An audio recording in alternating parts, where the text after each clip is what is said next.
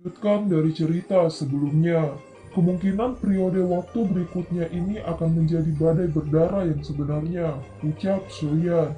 Tawa tiba-tiba terdengar dari belakang Soyan tepat saat dia akan keluar. Apakah ada sesuatu? Ucap Soyan. Hahaha, aku yang lama adalah penatua pertama dari lembah api iblis, Fangyan. Bolehkah saya menanyakan tentang nama teman ini? Ucap Fangyan. Nama depan saya Yan. Apakah penatua pertama Fangyan membutuhkan sesuatu? Ucap Soyan. Hahaha, keterampilan pemurnian obat Tuan Yan dapat dianggap yang terbaik di wilayah sudut hitam ini kan? Saya hanya untuk menanyakan, apakah Tuan Muda Yan juga memiliki niat pada air liur transformasi tubuh Bodhisattva? Ucap Fang Yan. Mengapa? Tanya Shoyan. Jika Tuan Yan juga memiliki minat pada air liur transformasi tubuh Bodhisattva, kita mungkin bisa bekerja sama. Yingsan tua itu adalah ahli di wilayah pojok hitam dari generasi tua. Dia sangat kuat. Jika Anda bertindak sendiri, kemungkinan Anda akan mengalami kesulitan untuk merebut air liur transformasi tubuh Bodhisattva, ucap Fang Yan. Saya tidak terlalu tertarik dengan saran penatua pertama Fang Yan. Maafkan aku, ucap Soyan. Soyan berhenti berbicara dengan Fang Yan setelah kata-katanya terdengar. Tatapannya melihat orang berjubah abu-abu misterius di belakang Fang Yan. Setelah itu dia berbalik dan berjalan keluar dari terowongan. Rasa dingin melintas di mata Fang Yan ketika dia melihat bahwa Shoyan telah sepenuhnya menolak sarannya. Orang ini terlalu sombong. Apakah dia berpikir bahwa dia bisa mengalahkan Ying Sang tua sendirian hanya dengan memiliki Dozong di sisinya? Ucap Fang Yan. Fang Yan menoleh ke arah pria berjubah abu-abu dan berkata kembali, Tuan, apa yang harus kita lakukan sekarang? Ucap Fang Yan. Semua orang menargetkan air liur transformasi tubuh Bodhisattva dalam situasi seperti ini. Anda dapat melupakan kepercayaan dan kerja sama siapapun dengan Anda. Anda hanya bisa mengandalkan diri sendiri. Meskipun Old Yingsan mungkin kuat, bukan berarti kita tidak berdaya melawannya. Kirim orang untuk mengawasinya selama 2 hari ini. Bersiaplah untuk bertindak saat dia meninggalkan sekte Kaisar Hitam. Ucap pria berjubah abu-abu. Bagaimana dengan orang-orang dari gerbang Xiao dan Akademi Jianan? Tanya Fang Yan. Abaikan mereka untuk saat ini. Yang paling penting adalah air liur transformasi tubuh Bodhisattva. Ucap pria berjubah abu-abu. Beberapa faksi tidak pergi setelah lelang berakhir. Sebaliknya mereka diam-diam tetap berada di dalam kota Kaisar Hitam. Tetapi tatapan mereka diam-diam mengamati Old Yingsan. Pada hari berikutnya, Shoyan memimpin dokter peri kecil dan Ziang ke lokasi pengambilan barang lelang Kaisar. Tuan Yan Xiao, semua barang yang telah kamu lelang ada di sini. Silahkan periksa sendiri, ucap Mo Xingtian sambil tersenyum. Shoyan memeriksa semua barang yang dilelang itu terutama pada mayat Magical Beast itu.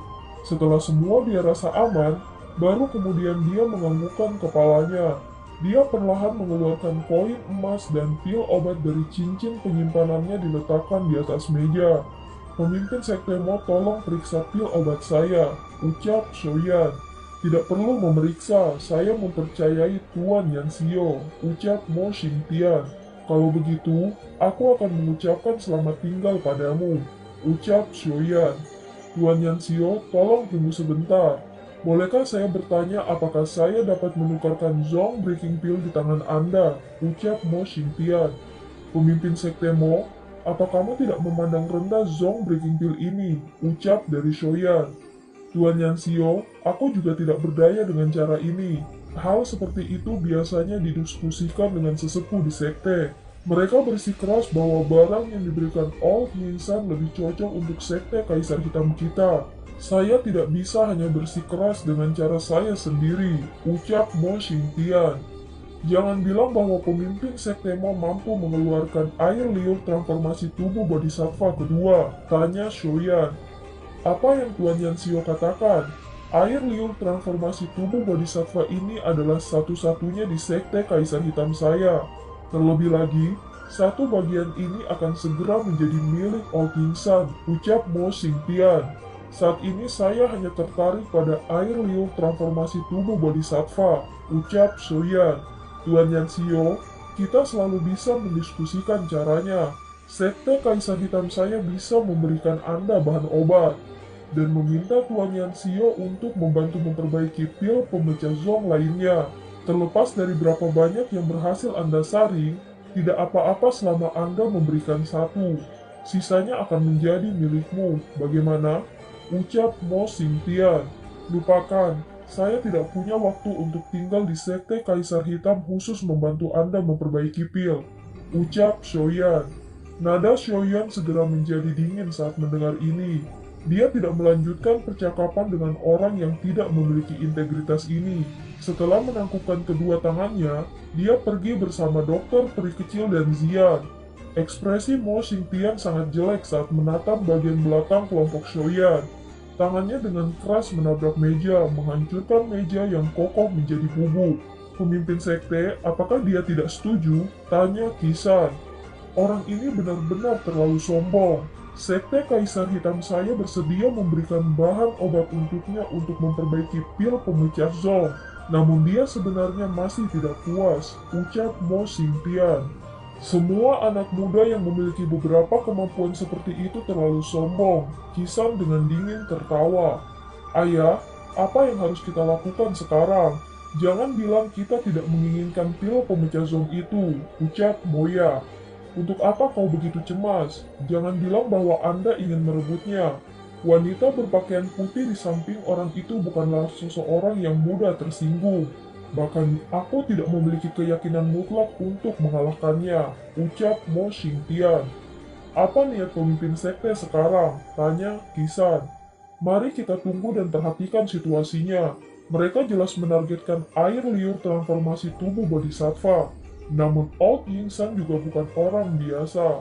Ini tidak akan menjadi tugas yang mudah untuk merebut sesuatu dari tangannya. Pada saat ketika wanita berpakaian putih dan dia bertarung sampai mereka berdua terluka, aku mungkin bisa diam-diam turun tangan.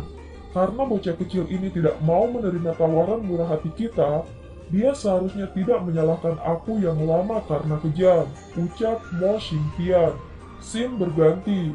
Dokter peri kecil tersenyum dan berbicara setelah dia sepertinya merasakan senyuman marah Shoyan. Pil pemecah zong terlalu berharga. Orang tua itu jelas tahu di dalam hatinya bahwa dia tidak akan bisa mengeluarkan barang biasa untuk ditukar. Namun dia tidak mau mengambil beberapa hal yang terlalu berharga. Oleh karena itu dia memilih metode seperti itu. Mungkin di dalam hatinya dia berpikir bahwa Anda telah mendapatkan keuntungan besar, ucap dokter peri kecil. Untuk berpikir bahwa dia sebenarnya adalah seorang elit Douzong, dia sangat pelit, ucap Zian. Bukankah semuanya akan baik-baik saja jika bajingan tua itu menukar saliva transformasi tubuh Bodhisattva denganku? Namun dia harus memainkan permainan ini, ucap Shoyan. Tidak perlu terlalu khawatir, bagaimanapun, ini bukan seolah-olah kita adalah satu-satunya yang menargetkan air liur transformasi tubuh Bodhisattva. Pada saat itu kita bisa menunggu yang lainnya menyerang terlebih dahulu dan menuai keuntungan dari pertempuran mereka. Namun sekarang setelah kamu menolak Mo Xingtian, kemungkinan hati orang tua itu akan bernoda. Karenanya kita harus sedikit berhati-hati terhadap mereka, ucap dokter peri kecil. Soyang samar-samar mengangguk. Langkah kakinya baru saja melangkah keluar dari sekte Kaisar Hitam. Sosok lelaki tua berambut abu-abu datang. Penampilannya menyebabkan mata Soyang sedikit menyipit. Ternyata orang itu adalah Yingsan tua. Old Yingsan masih memiliki wajah tanpa ekspresi. Matanya memberikan pandangan acak ketika dia melewati Soyang. Meskipun tatapannya mengandung keganasan samar ketika menyatu dokter peri kecil, tubuhnya bergerak sebelum dengan anehnya bergegas ke sekte Kaisar Hitam. Soyang akhirnya menghembuskan napas dengan lembut setelah Old Yingsan menghilang. Dia dengan lembut berkata, Yingsan tua ini yang mendapatkan air liur transformasi tubuh Bodhisattva bukan? Tanya Shoyan. Dia berencana untuk pergi. Kemungkinan banyak faksi yang mengawasinya dan akan menyerang saat dia meninggalkan kota Kaisar Hitam, ucap dokter peri kecil. Ayo pergi cari saudara kedua dan penatua pertama Sukian sekarang. Jika kita mendapatkan bantuan mereka dalam apa yang kita lakukan, segalanya pasti akan menjadi jauh lebih mudah, ucap Soyan. Soyan tidak ragu lagi setelah suaranya terdengar. Arah langkah kakinya menuju ke lokasi di mana gerbang Xiao tinggal. Lebih dari selusin sosok manusia duduk di aula besar di bagian selatan kota. Mereka adalah Xiaoli, penatua pertama Sukian dan yang lainnya.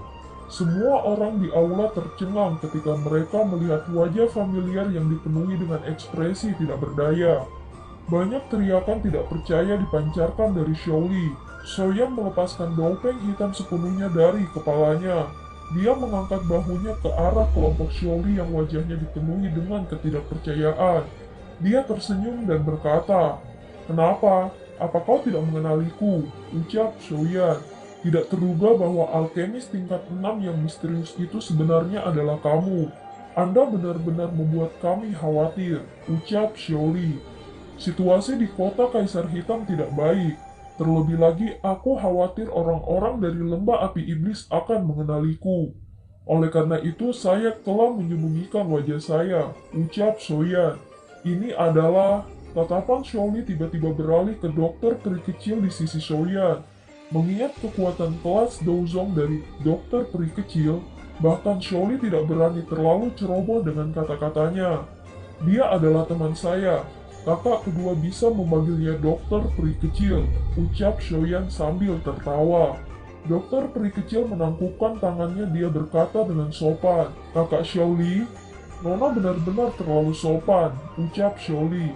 "Anak kecil, kamu benar-benar tahu cara kembali ke wilayah pojok hitam," ucap penatua Su. "Penatua pertama, tolong maafkan saya.